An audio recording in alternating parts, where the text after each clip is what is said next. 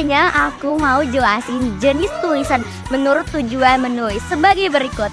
Yang pertama yakni narasi.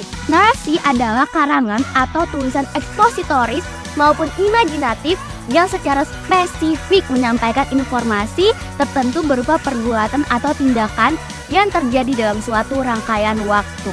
Yang kedua, deskripsi, yakni karangan atau tulisan yang secara spesifik menyampaikan informasi tentang situasi dan kondisi suatu lingkungan atau biasa disebut kebendaan maupun kemanusiaan.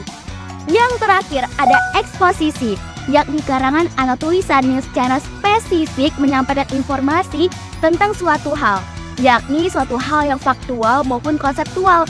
Biasanya penyampaiannya dilakukan dengan tujuan menjelaskan, menerangkan, dan menguraikan sesuatu hal secara terperinci sehingga pengetahuan pendengar atau pembaca menjadi bertambah.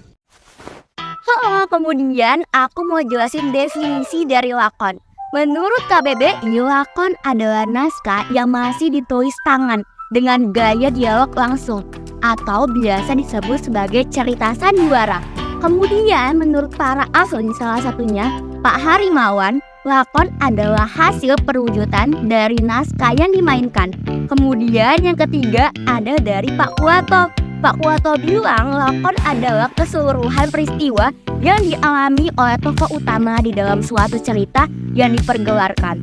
Menurut Aristoteles, teman-teman, lakon yang khusus dipersiapkan untuk dipentaskan mempunyai struktur yang lebih spesifik, teman-teman. Apa aja ya strukturnya? Dibagi menjadi 5. Yang pertama ada pemaparan, penggawatan, ada klimaks, ada penguraian, dan ada penyelesaian. Kemudian ada Pak Wiyanto nih teman-teman. Pak Wiyanto bilang naskah drama adalah karangan yang berisi cerita atau lakon. Bentuk naskah drama dan susunannya berbeda dengan naskah cerita pendek ataupun novel. Naskah-naskah cerita pendek atau novel itu biasanya tidak mengisahkan cerita secara langsung, sehingga penuturan ceritanya diganti dengan sebuah dialog. Yang terakhir dari Pak Rendra. Menurut Pak Rendra, dasar lakon adalah konflik manusia. Jadi lakon mengusung beberapa konflik dari manusia. Oke, setelah kita mendengar pengertian-pengertian naskah lakon dari Dinda, sekarang aku mau ngejelasin tentang jenis-jenis naskah lakon. Berdasarkan jenis babak, naskah lakon dibagi menjadi lakon pendek dan lakon panjang. Lakon pendek dipentaskan dalam satu babak dan memakan durasi 45 sampai 60 menit. Sedangkan untuk lakon panjang terdiri dari 3 sampai 5 babak dan memakan durasi sekitar 90 sampai 150 menit. Jenis-jenis yang kedua yaitu jenis naskah lakon berdasarkan bentuknya. Yang pertama ada naskah lakon komedi. Naskah lakon ini berupa adegan penceritaan yang berulang-ulang, menghibur, satir, dan dibuat untuk memberi kebahagiaan akibat perbuatannya. Sedangkan yang kedua ada naskah lakon tragedi. Naskah lakon ini berupa adegan atau penceritaan berupa tragedi atau peristiwa genting yang dibahas melalui dialog. Biasanya berupa suatu peristiwa sejarah, kejayaan, maupun keruntuhan yang dialami oleh pemeran utama atau protagonisnya. Misalnya seperti naskah tragedi Marsina. Nah, yang terakhir, naskah lakon melodrama. Naskah ini biasanya mengangkat tema percintaan, kekeluargaan, dan kisah-kisah yang bahagia. Teknik-teknik menyusun naskah lakon. Yang pertama yaitu teknik menerjemah, di mana naskah lakon dalam versi bahasa asing atau bahasa daerah diterjemahkan ke dalam bahasa Indonesia. Yang kedua ada teknik adaptasi, yaitu membuat naskah tentang suatu peristiwa lalu kemudian disesuaikan dengan setting dari sang kreator. Dan yang ketiga yaitu teknik sadur, yaitu membuat naskah baru berdasarkan naskah lain.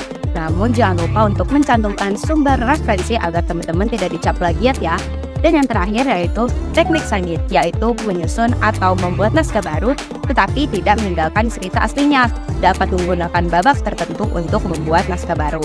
Hal-hal yang diperhatikan dalam menulis naskah lakon. Yang pertama, pahami struktur dalam cerita naskah, yaitu latar, karakter, dan juga konflik utama. Yang kedua, karakter yang kuat. Yang ketiga, dialog yang nyata dan sesuai dengan konflik. Yang keempat, setting yang sesuai. Yang kelima, audiens dan genre. Yang keenam, periksa kembali atau revisi. Yang ketujuh, pemilihan aktor. Di Di Indonesia, banyak sekali contoh-contoh lakon, seperti wayang Gatot Kaca. Siapa sih yang nggak kenal dengan salah satu legenda ini? Nah, Gatot Kaca di sini mengisahkan tentang lahirnya seorang anak yang menanyakan asal-usulnya. Yang kedua, ada lakon komedi. Di sini kita mengambil salah satu contoh, yaitu Si Kebayan. Si Kebayan jadi dukun yang menceritakan tentang kehidupan Kebayan yang malas bekerja. Yang ketiga ada lakon melodrama. Di sini mengambil cerita Sidul anak sekolah yang menceritakan moral-moral kehidupan yang dikemas dalam film legenda.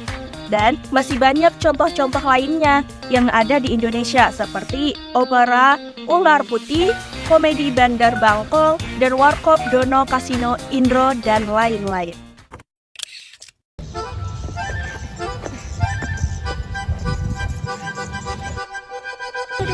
Pajaritos a bailar cuando acabas de nacer. Tu colita es de mariachi. Para pajaritos Sekarang aku bakal el piquito es de mover y las plumas sacudir. La colita remover. susunya. Las rodillas doblarás, kayak los saltitos tú darás y volarás.